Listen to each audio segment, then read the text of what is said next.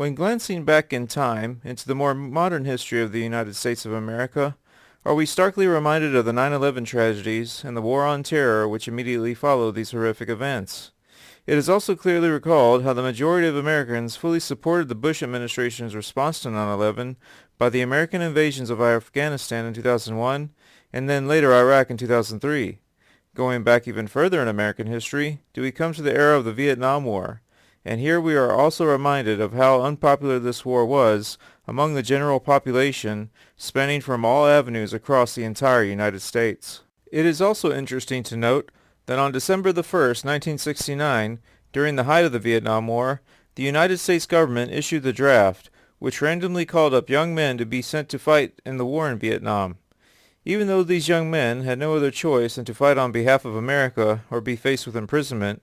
this factor was not at all taken into consideration by the vast amount of Americans who were not only against the war in Vietnam, but also despised the American GIs who fought in the war. And to add insult to injury, when these poor boys returned home to the country they obediently fought for, they were not welcomed with open arms, but were condemned with intense scorn and contempt stemming from their fellow Americans.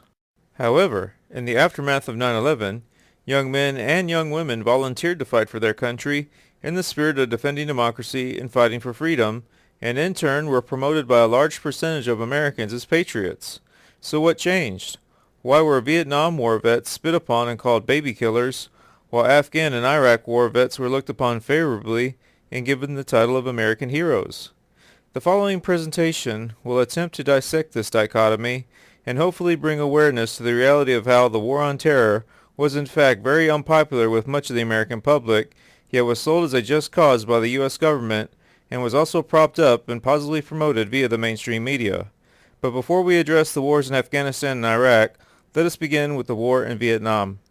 The Vietnam War was a Cold War conflict which was fought in the Southeast Asian countries of Vietnam, Laos, and Cambodia, beginning on the 1st of November in 1955 and lasted until the fall of Saigon on the 30th of April in 1975.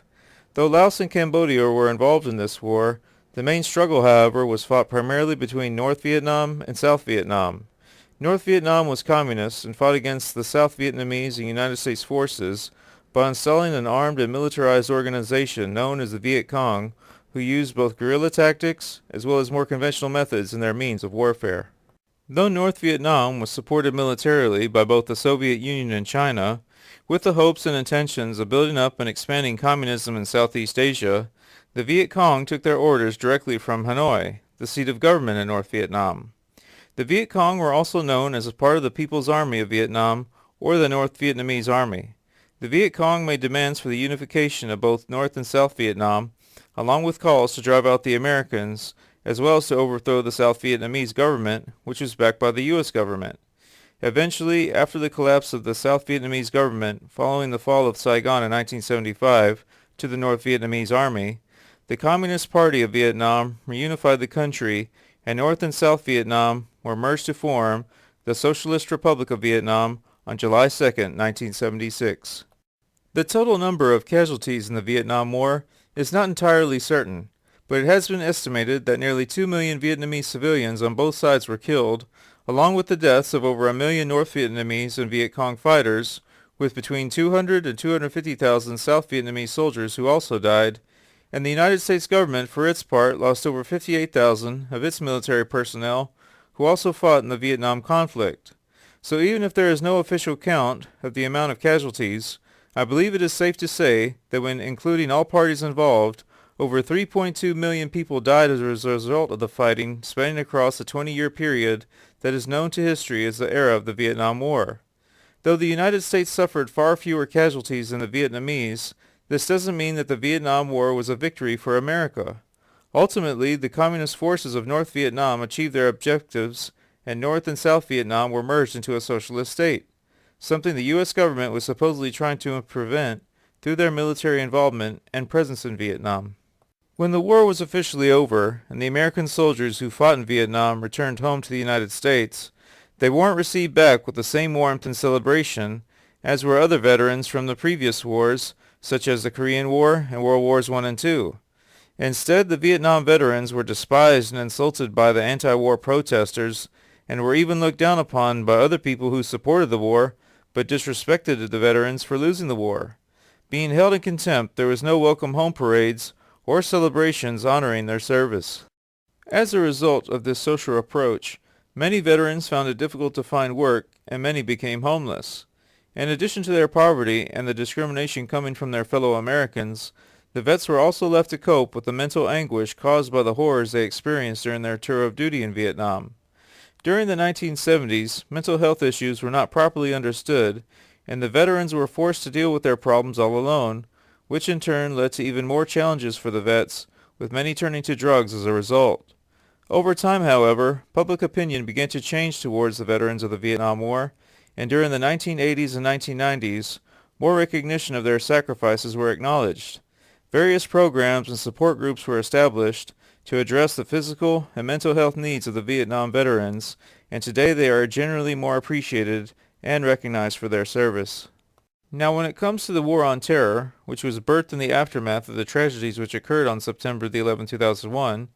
a huge amount of the American population supported the United States government in responding to terrorism. However, there was also at this time a significant amount of Americans who were not in favor of war, but were not given the platform or airtime in the mainstream media.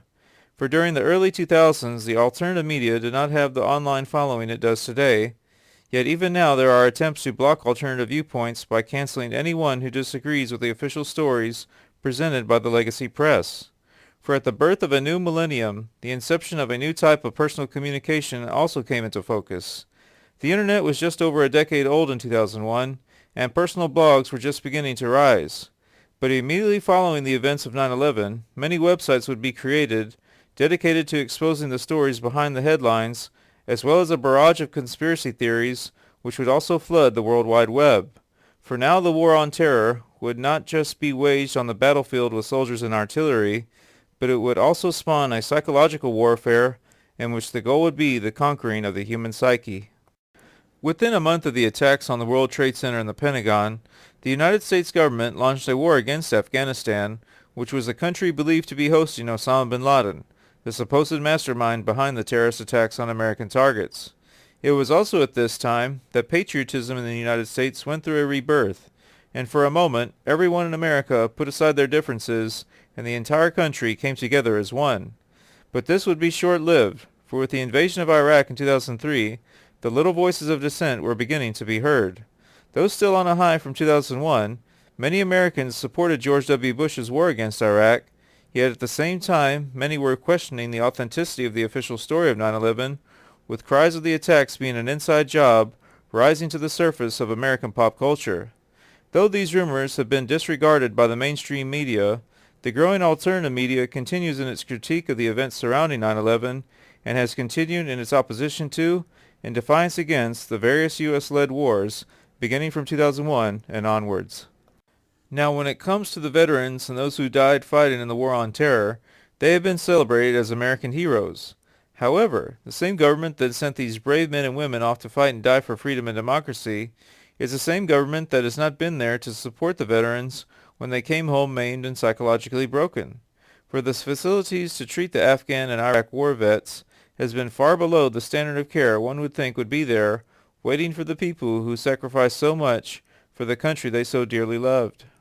For the majority of Afghan Iraq War vets suffer from post-traumatic stress disorder, PTSD, and as of June 2021, it has been estimated by Brown University that 30,177 active duty personnel and veterans of the wars in Iraq and Afghanistan have committed suicide, a figure that excels over 4 times as many troops that died fighting in Afghanistan and Iraq. And even though the vets of the War on Terror have not suffered the same social ostracism of the veterans of Vietnam, yet at the same time they have not been given as much remembrance in the media in recent days. I guess now that the war in Afghanistan is over, there is now nothing more to see,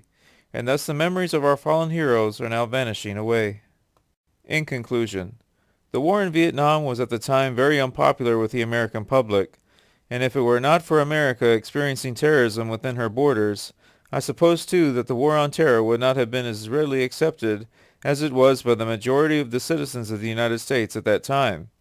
However, with the rise of video streaming platforms on the internet, An alternative view of world news and reports has been presented to the public. Though it is true that some alternative news sources are more conspiracy theory than actual fact, this doesn't mean that the news coming from mainstream news sources is a gospel truth either. It takes a discerning eye to be able to see through all the deception coming at us from a multitude of outlets, for at times there is so much falsehood being spewed that if possible even the elect might be led astray. But as it has been said, you can fool some of the people some of the time, but you can't fool all of the people all of the time. This is the Leap of Faith.